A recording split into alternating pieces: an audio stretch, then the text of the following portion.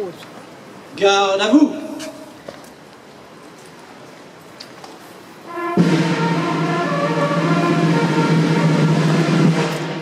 Ouvrez le banc.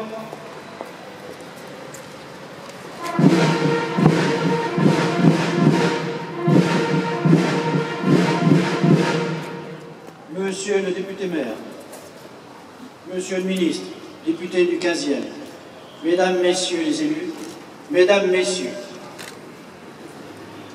nous sommes réunis aujourd'hui pour commémorer l'armistice du 11 novembre 1918. Il y a 95 ans, les clairons, sur l'ensemble du front, ont pu sonner le cessez-le-feu, mettant ainsi fin à une guerre nommée, à juste titre, la Grande Guerre. Face à ce cataclysme et ces 9 millions de morts, l'assassinat de l'archiduc héritier Ferdinand François de Habsbourg à Sarajevo par l'étudiant serbe Princip le 28 juin 1914 apparaît aujourd'hui comme un simple fait divers. Celle-ci est beaucoup plus à rechercher dans l'état de tension internationale au cours des crises qui, au Maroc et dans les Balkans, venaient de secouer l'Europe. Ces crises ont entraîné la division de l'Europe en deux blocs. D'un côté, la triple alliance comprenant l'Allemagne, l'Autriche et l'Italie. De l'autre, la triple entente, regroupant la France, la Grande-Bretagne et la Russie. La guerre de 1914-1918 a débuté le 4 août 1914 et elle a été totale et mondiale. Elle est devenue totale pour sa durée et son intensité qui ont mobilisé toutes les ressources et toutes les forces vives de la nation. Elle est devenue rapidement mondiale en raison du poids de l'Europe dans le monde au début du XXe siècle qui va entraîner automatiquement les autres continents dans ce conflit. Les états-majors des deux camps avaient prévu une guerre de mouvement de très courte durée, de l'ordre de 6 mois, en violant et passant la neutralité de la Belgique.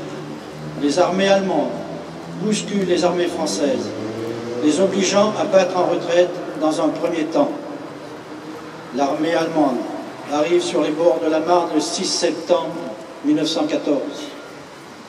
Heureusement, l'armée du général Joffre, renforcée par les régiments du général Gallieni, transportés par les taxis parisiens, ont pu arrêter les envahisseurs et les rejeter sur l'Aisne. Durant les seules batailles d'août et de septembre 1914, plus de 250 000 combattants français ont été tués.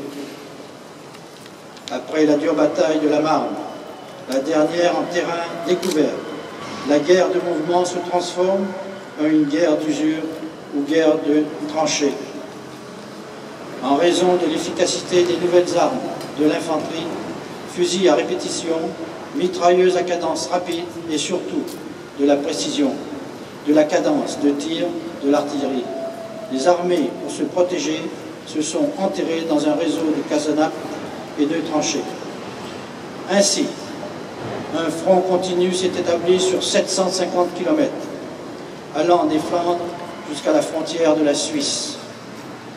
Dans ces tranchées, le contact permanent de l'ennemi, séparés parfois de seulement quelques mètres, les fantassins français ont dû suivre dans des conditions inhumaines. Ils ont connu la faim, la soif avec la chaleur de l'été, la boue avec la saison des pluies, le froid avec des hivers rigoureux, et ceci en risquant leur vie à chaque instant, en subissant des pilonnages d'artillerie nuit et jour, en stoppant des offensives massives, devant eux-mêmes monter à l'assaut des tranchées adverses sous le feu des canons et des mitrailleuses. Ces lignes de tranchées étaient en fait un mur infranchissable pour l'état-major français. Le seul moyen d'obtenir la victoire était de briser ce mur et de faire une percée en s'engouffrant dans la brèche ouverte. Ce concept va entraîner une série d'offensives, engageant à la fois des divisions entières et qui se sont révélées extrêmement meurtrières et totalement inefficaces. En 1915, toutes les attaques françaises échouent en Champagne et en Artois, où les Allemands utilisent pour la première fois des gaz asphyxiants à Ypres en Belgique, d'où le nom d'hypérite de ce gaz. En 1916, le 21 janvier à 7h15, les Allemands lancent une très grande offensive sur Verdun, après avoir concentré plus de 400 batteries d'artillerie sur un front de 7 km. Après avoir subi un pilonnage de plus de 10 heures sans interruption, les survivants accrochés dans les tranchées, dévastés ou dans des trous d'obus, repoussent toutes les vagues d'assaut des Allemands. Étonnés qu'il puisse y avoir encore des survivants après un tel bombardement. Pour situer l'intensité de cette bataille, en 10 mois, il a été tiré 37 millions d'obus uniquement sur le front de Verdun. Malheureusement, durant cette terrible bataille, l'armée française doit déplorer 61 289 tués, 101 151 disparus, 216 337 blessés, soit une perte de 378 377 combattants. Les pertes allemandes sont d'environ de 330 000 combattants. En 1917, les États-Unis entrent en guerre à la suite d'une offensive massive des sous-marins allemands, palliant ainsi la défaillance de la Russie. Les États-Unis apportent une aide financière, des livraisons de matériel et surtout l'envoi d'un corps expéditionnaire qui a été le bienvenu pour combler les pertes subies au front par les Alliés. En 1918, les Alliés réalisent l'unité de commandement au commandant le maréchal Foch, commandant en chef de toutes les armées, et reprennent l'offensive sur tous les fronts. Ils obligent les Allemands à battre en retraite et à demander l'armistice signé le 11 novembre 1918. La France a payé chèrement cette victoire, car elle doit déplorer la perte d'1 400 000 victimes civiles et militaires. Toutes les villes, les villages, les hameaux ont perdu un grand nombre de leurs concitoyens. Afin que leurs souvenirs ne se perdent au fil du temps, dans toutes les communes de France, des monuments aux morts ont été érigés. Nous allons nous rendre au monument aux morts. Celui-ci a été entièrement rénové grâce à l'opiniâtreté de notre député-maire Philippe Bouchon. Ce monument a été érigé en 1934 pour rendre hommage aux milliers de citoyens du 15e tombés lors de la Première Guerre mondiale. Il est l'œuvre du statuaire Charles Hirondy, dont la fille se trouve parmi nous ce soir, et que je remercie pour sa participation.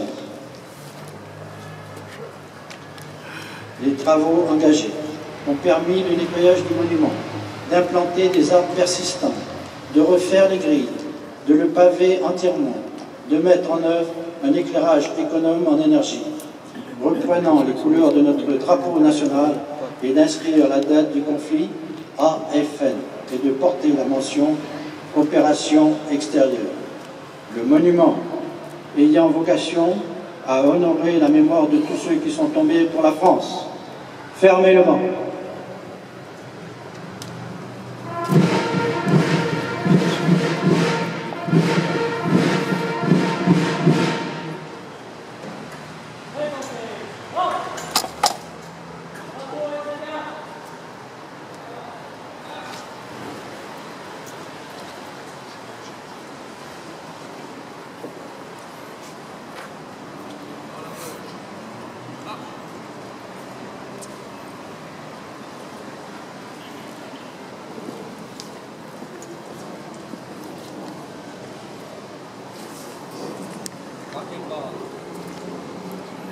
Marche. Halte. Présentez. Armes.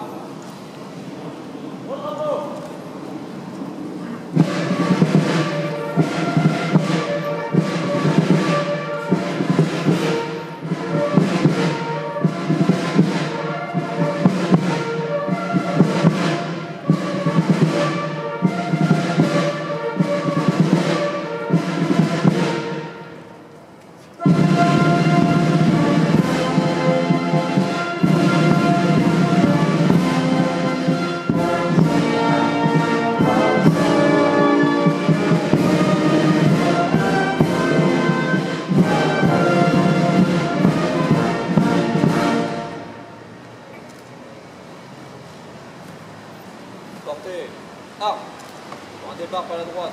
En avant. Marche.